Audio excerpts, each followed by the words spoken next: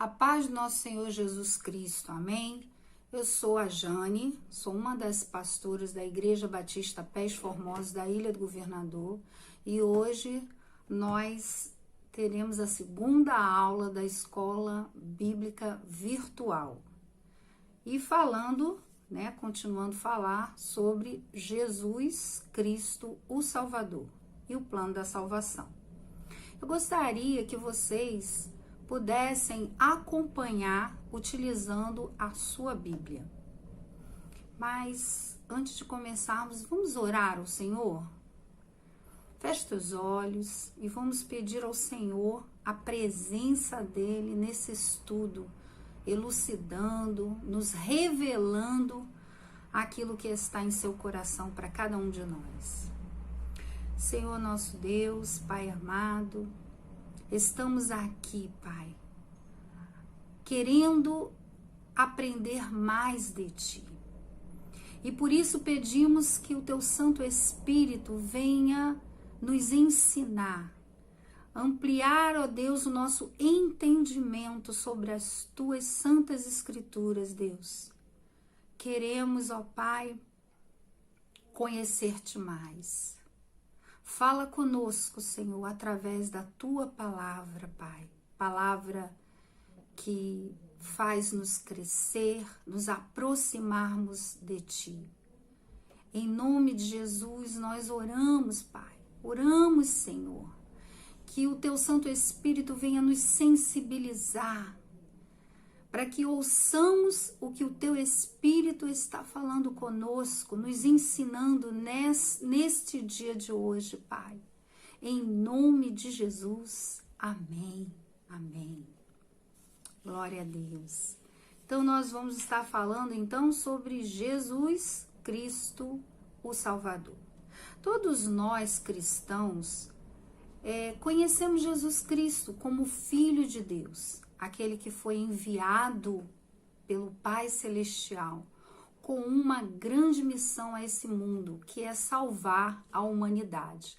Vamos conferir isso na palavra do Senhor, lá em 1 Timóteo, capítulo 2, versículos do 3 ao 5. Vamos estar lendo sobre isso?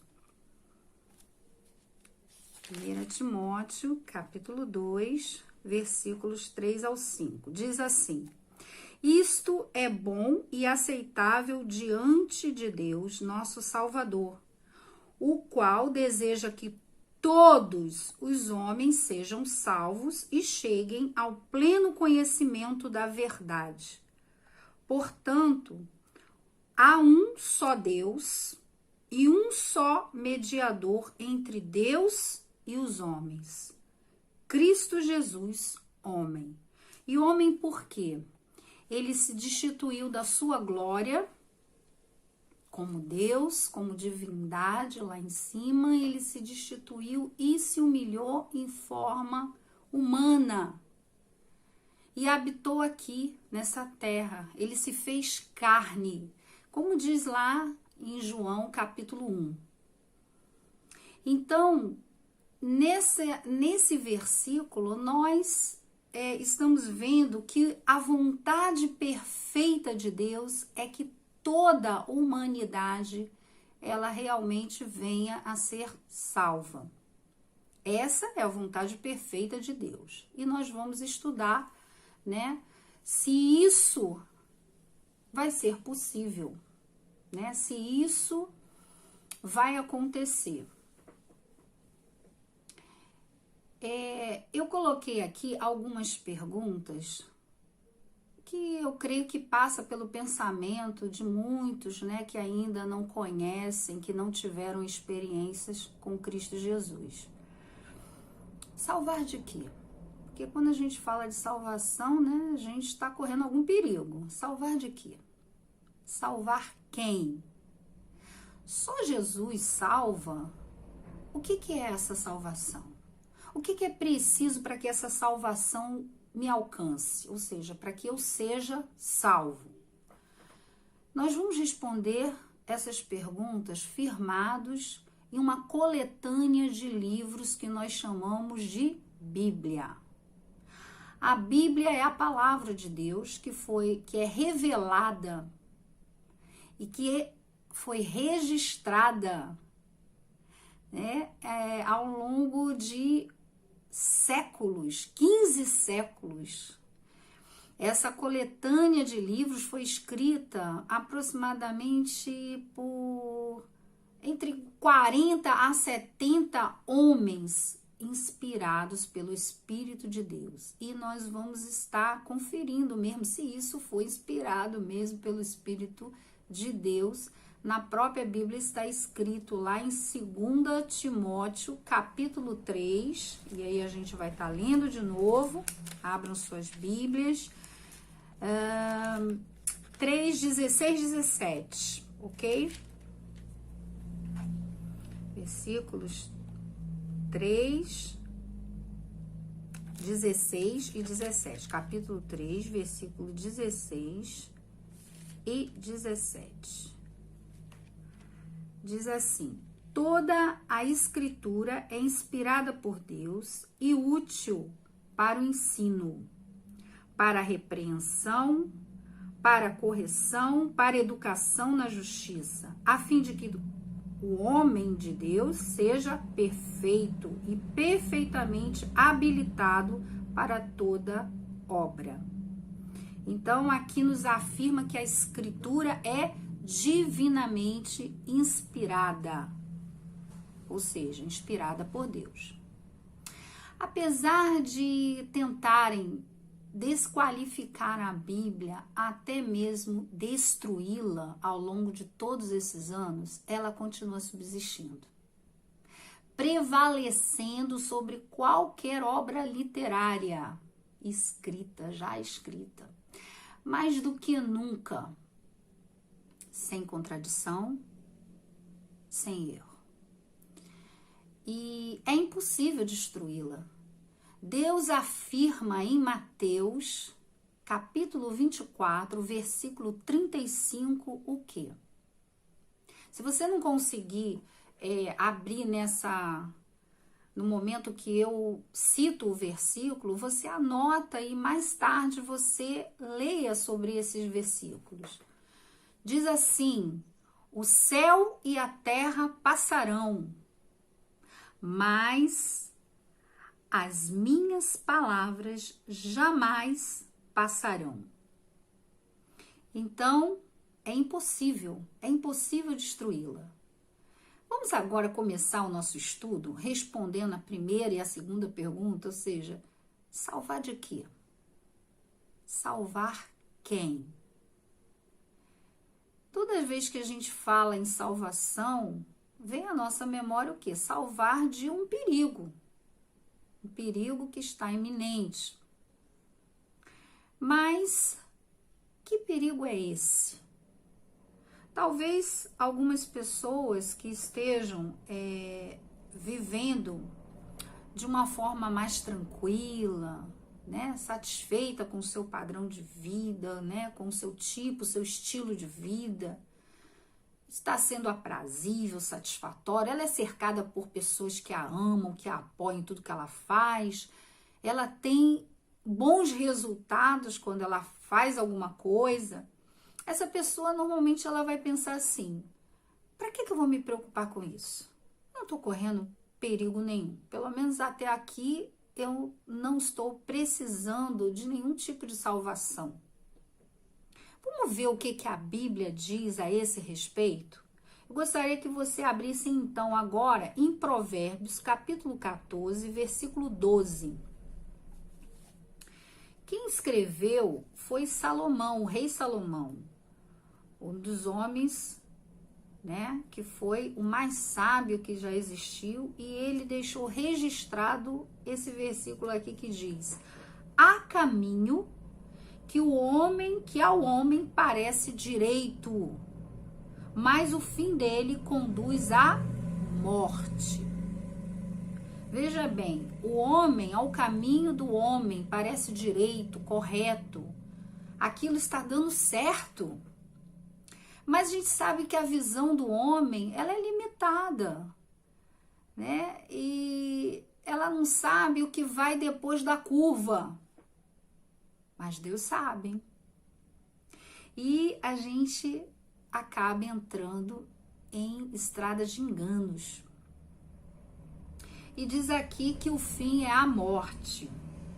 Outra passagem, né, que Jesus mesmo, né, ele deixou registrado, escrito, né, que foi registrado, mas foi Jesus quem falou, lá em Mateus, capítulo 7, versículo 13 e 14, diz assim: entrai pela porta e espaçoso o caminho que conduz à perdição. Há muitos são os que entram por ela. E porque estreita é a porta e apertado o caminho que leva à vida, e poucos há que a encontrem. Então, esses versículos, né, que Jesus falou a respeito, ele estava falando de dois caminhos. Um caminho que é estreito e que poucos entram por esse caminho, encontram esse caminho, e o outro caminho que é largo demais, que é fácil de andar neste caminho, e muitos, não são poucos, muitos entram por esse caminho. E esse caminho é um caminho de perdição, é um caminho de morte. Quando a gente fala em morte, a gente fala assim, mas todos os homens vão morrer? Com certeza, né? Lá em Gênesis capítulo 3, versículo 19, afirma isso, porque todos somos mortais. Diz assim: do suor do teu rosto comerás o teu pão, até que tornes a terra. Porque dela foste tomado, porquanto és pó, e ao pó tornarás. Todos vamos morrer, né? Há uma morte física aí. E isso daí é inquestionável. Nós não estamos falando desta morte quando citamos os versículos anteriores, tá? E eu queria que você agora abrisse em Romanos, capítulo 3, versículo 23. Um versículo muito conhecido por nós cristãos, né? Que todos pecaram, né? Tá assim, e estão destituídos. Destituídos é afastados, separados da presença, da glória de Deus, da presença de Deus. Então, o ser humano, devido ao pecado, porque você vê ali que ele fala que todos, não existe exceção. Todos os homens, eu, você, todos os homens, em todas as épocas, pecaram. E estão agora destituídos da glória, da presença de Deus. Então, o pecado é que afastou esse homem da fonte de vida. Porque o Criador é vida. Ele nos deu a vida. Criador é a vida. Logo, esse homem, se ele se afasta daquele que é vida, ele está morto. Morto em seus pecados. Isso se chama morte espiritual, ok? O homem, né, ele é triuno, ele é composto de espírito, alma e corpo. O corpo nós já conhecemos, é a matéria. Agora, o espírito, a alma, é uma massa incorpórea, ela é invisível, mas ela existe, e existe uma distinção entre as duas, espírito e alma. O espírito é a parte mais elevada do homem, e é o espírito que distingue dos animais. Deus soprou nas narinas do homem o sopro de vida. Lá em Gênesis fala sobre isso.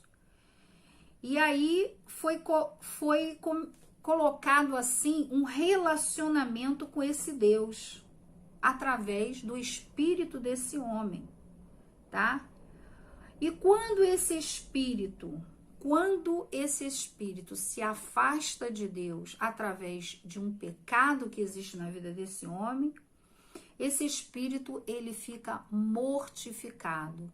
Ele não tem mais o elo que deveria ter com o Senhor, com o nosso Deus, tá?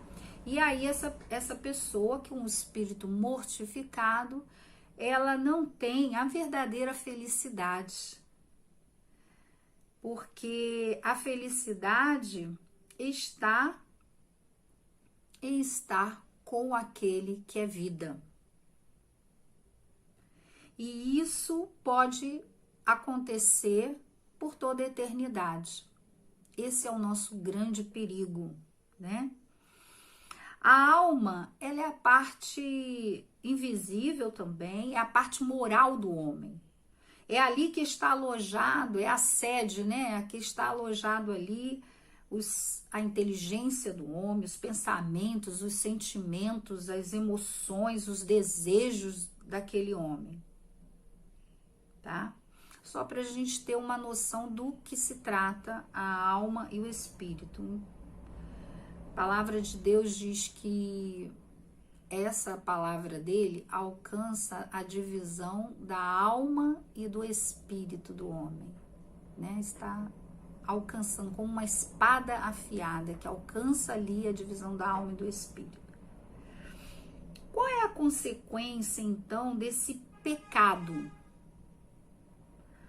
É a morte. É a morte. É a morte espiritual. E a gente, para falar de tudo isso, a gente tem que entender direito o que é esse pecado, né?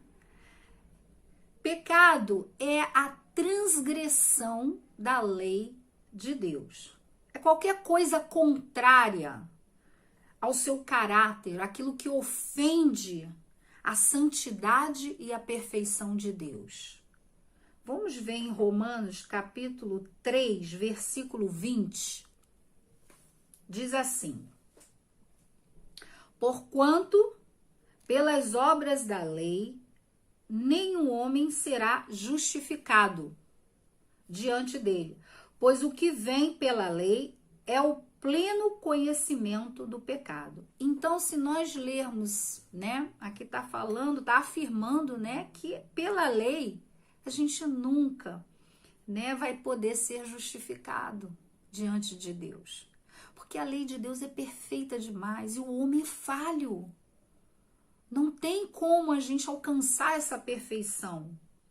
A lei, na realidade, ela nos aponta por essa perfeição de Deus e nos leva a entender que é impossível alcançar essa perfeição, que realmente nós falhamos, tá? Nós começamos a ter essa consciência de que somos pecadores. A lei perfeita, por que a lei é perfeita? Porque a lei foi feita por aquele que é perfeito, que é santo. Quando a gente fala de perfeição, a gente está dizendo na realidade que já chegou o máximo, o pico máximo, né? De entendimento, de conhecimento, que excede ao do homem. O perfeito não pode ser mais mudado, né? A gente muda, nós evoluímos como homens porque somos falhos e estamos sempre aprendendo algo novo, né? Deixando com que as coisas que a gente faça, né? Hoje, amanhã eu vou estar fazendo melhor pelo entendimento, pelo maior conhecimento, pela minha maior experiência, mas Deus já é o máximo. Ele é perfeito. Em Tiago, capítulo 1, versículo 17, diz o que sobre Deus? Toda boa dádiva e todo dom perfeito vem do alto, descendo do Pai das luzes, em que não há mudança, não há, nem sombra de variação. Por quê? Porque ele é perfeito. Não existe sombra de mal em Deus. Ele é perfeito. Então, entendemos que pecado é errar o alvo de Deus. Não é algo que nós achamos, né, que estamos falhando. Não é segundo a visão humana. Errar, pecado é errar o alvo de Deus. E esse alvo é perfeito.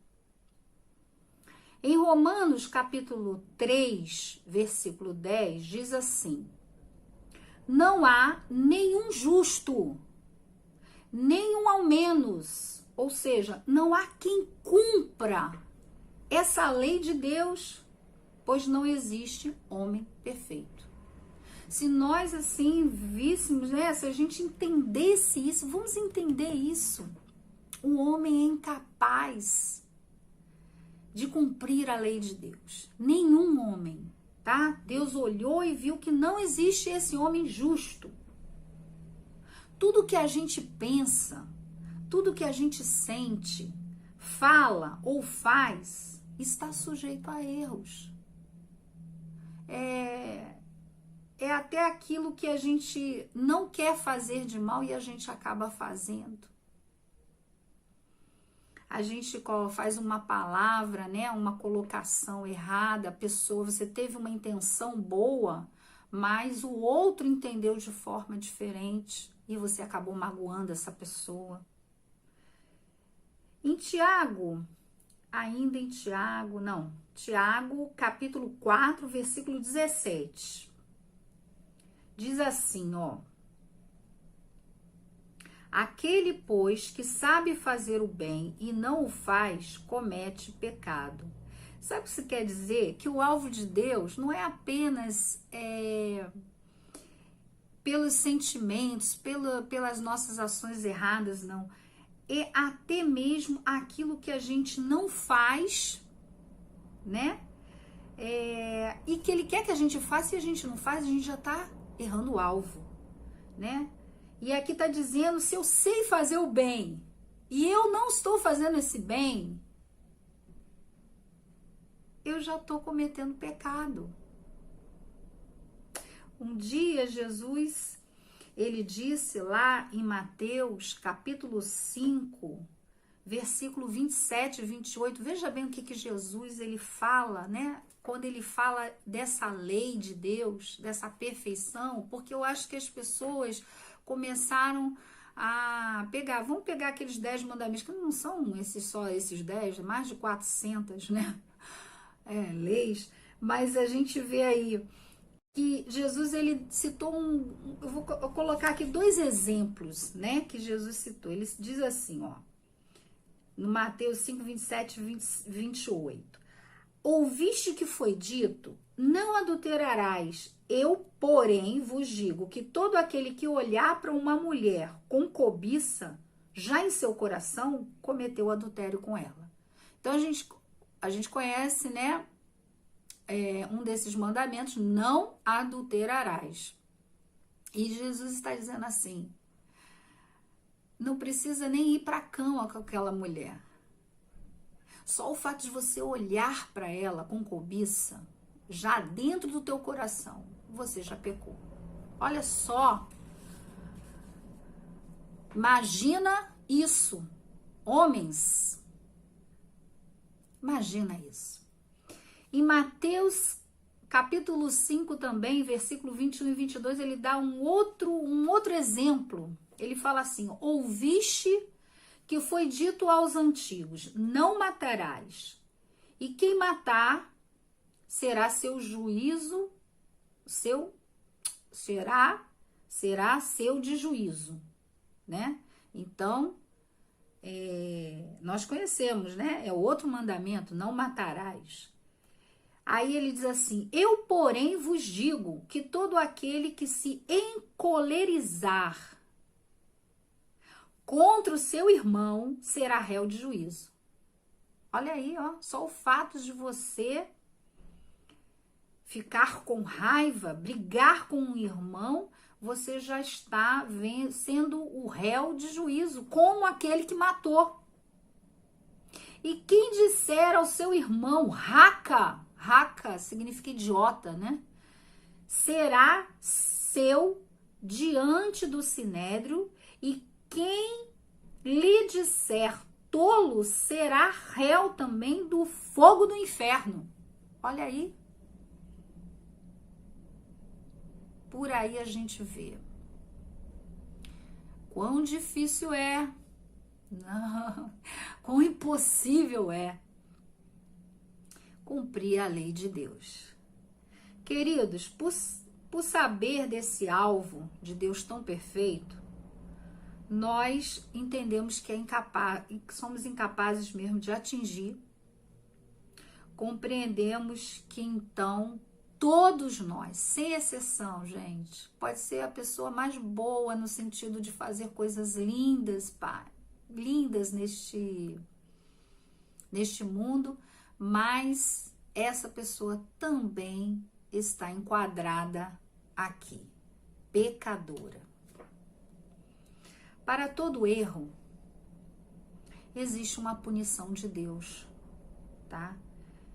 E essa punição por transgredir a lei de Deus, vamos ver onde se encontra essa punição? Vamos lá, Romanos capítulo 6, versículo 23, a parte A. Diz assim: porque o salário do pecado é a morte. Em outras palavras, salário é um pagamento, né? Pagamento, a punição, a consequência, então, desse pecado é a morte. Que morte nós estamos falando? Aquela morte que eu já tinha falado anteriormente. Morte espiritual.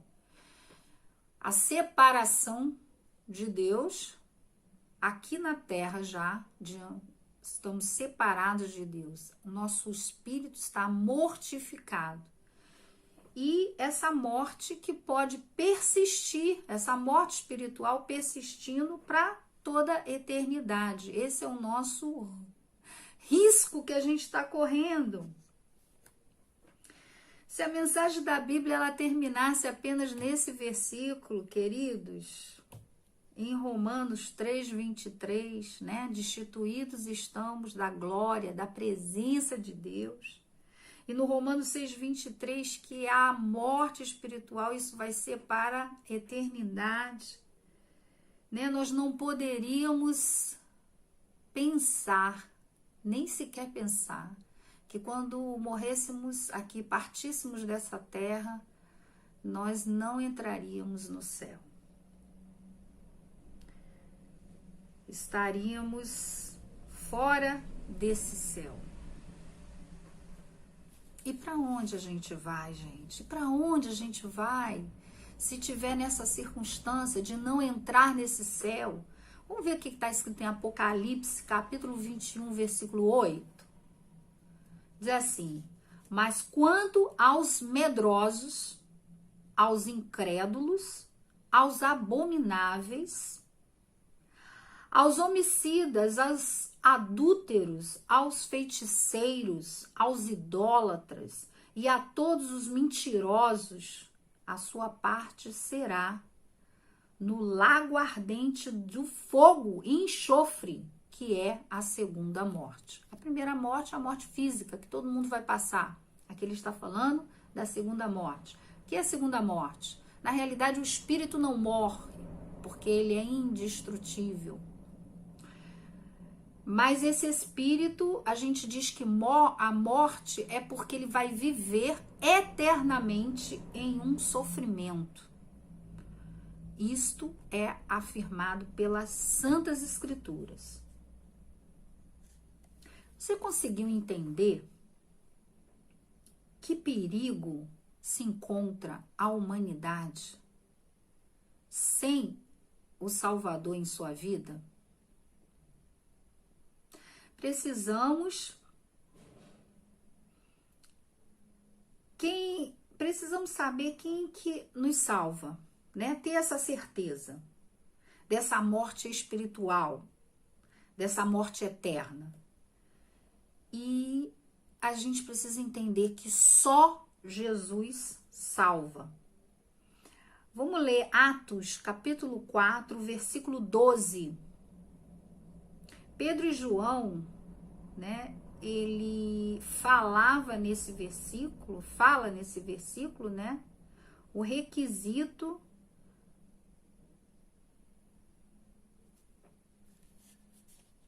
fala nesse versículo a respeito de Jesus. E em nenhum outro há salvação, porque debaixo do céu nenhum outro nome há, dado entre os homens, em que devemos ser salvos. Olha, nós aqui está falando que nenhum nome há entre os homens. Os homens não têm capacidade, nós não temos capacidade em nós mesmos de nos salvar. E ele, quando estava falando desse versículo, se a gente for ler todo o texto, a gente vai ver que ele estava falando de Jesus, né? Não existe outro, tá? Debaixo desse céu que possa fazer aquilo que ele já fez na cruz do Calvário. Deus, ele providenciou, então, uma alternativa para nos livrar desse pecado. Por amor tão grande, por nós pecadores, ele então enviou o seu filho, seu único filho, unigênito, com essa missão. Em Hebreus, capítulo 9, versículo 28a diz: assim também Cristo, oferecendo-se uma só vez para levar os pecados de muitos. Só a parte A, né, que fala a esse respeito. Então, ele se ofereceu, ele foi enviado, mas ele se ofereceu, Cristo se ofereceu. Eu vou cumprir a vontade do meu Pai. Ele se ofereceu para se doar, para se dar, né, na cruz do Calvário. Mas aqui está dizendo aqui, para levar os pecados de todos? Não. Aqui está dizendo pecados de muitos. E a gente entende isso perfeitamente, porque nem todos creem. Isso é uma opção humana de cada homem. Então é de muitos aqueles que creem. Aqueles que creem. Jesus, ele teve o objetivo de resgatar o homem dessa morte espiritual, trazendo então o homem de volta para Deus, religando esse homem com Deus. Jesus, ele veio para apresentar Deus, o seu reino a esses homens. Jesus veio ensinar a andar no seu caminho. Jesus veio operar milagres, maravilhas. Sim, ele veio. Mas qual foi a sua prioridade? Lucas 19, capítulo 19, versículo 10 diz assim: porque o Filho do Homem veio buscar e salvar o que se havia perdido. A humanidade. Todos nós entramos por um caminho de perdição. Porque nós não sabemos para onde a gente está indo, a gente não conhece aquilo que vai, como eu falei antes, depois ali, ó, daquela curva. E isso só foi possível pagando o salário do pecado. Salário do pecado. Qual foi o salário do pecado? A morte. E ele foi julgado, ele foi condenado a morte de cruz. No lugar de quem? Do homem pecador. Na cruz do Calvário, o seu sangue foi vertido, o sangue de um inocente. Ele foi vertido por nós, por mim e por você. Toda a imundícia do pecado de cada um de nós, toda a maldição, passou a estar nele. Foi uma morte substitutiva, ele trocou de lugar com esse homem pecador. Então, tudo aquilo de ruim que que você, né, como pecadores que somos, pensamos, fazemos de atrocidades, coisas terríveis dos homens, veio sobre ele. E ele, trocando de lugar, ele disse assim: agora a minha justiça, o meu sangue puro, ele vai limpar você, purificando cada um de nós, nos cobrindo de tal forma que nos permitiu então novamente nos aproximar do nosso Pai Celestial. Porque ele é santo demais, ele não pode ter comunhão com aquilo que é sujo, que é aquilo que é imperfeito. E Jesus veio fazer esse papel de se tornar isso para que nós fôssemos novamente ligados. Ele foi desamparado naquela cruz, quando ele fala assim: Pai, se for possível, afasta de mim esse cálice. E o cálice que ele estava falando é o cálice do afastamento. Por um instante, ele ficou totalmente coberto com a imundície da humanidade, com a maldição que existia nessa humanidade. E ali ele foi abandonado por aqueles instantes, pelo Pai Celestial. Por aquele instante, toda aquela imundícia, né, cobriu Jesus, de tal forma que ele se tornou imundo, impuro, maldito. Desamparado ele foi, abandonado, né? Porque ali ele não podia ter elo com o Pai, que é santo. Para que nós, ao ser cobertos com esse sangue perfeito, carmesim, que nos limpou, pudéssemos ser amparados por Deus, nunca mais abandonados, nunca mais afastados do Senhor Jesus, Senhor Deus. Jesus, então, ele cumpriu aquilo que ele se propôs, morrer no nosso lugar, pagar o preço de morte. E ele venceu, tá? E ele venceu quando ele ressuscitou no terceiro dia, ele venceu a morte, para que nós tivéssemos vida eterna. Essa missão foi dada o nome de salvação. Foi o plano que Deus, o projeto que Deus, né, desenvolveu, fez, executou, por causa do amor que ele tem por toda a humanidade. Lá em João, capítulo 3, versículo 16, diz assim: porque Deus amou o mundo de tal maneira que ele deu o seu único filho, unigênito, para que todo aquele que nele crê não pereça, mas tenha vida eterna. Lindo demais esse amor, tão difícil de entender esse amor, mas é esse amor que ele tem por mim e por ti.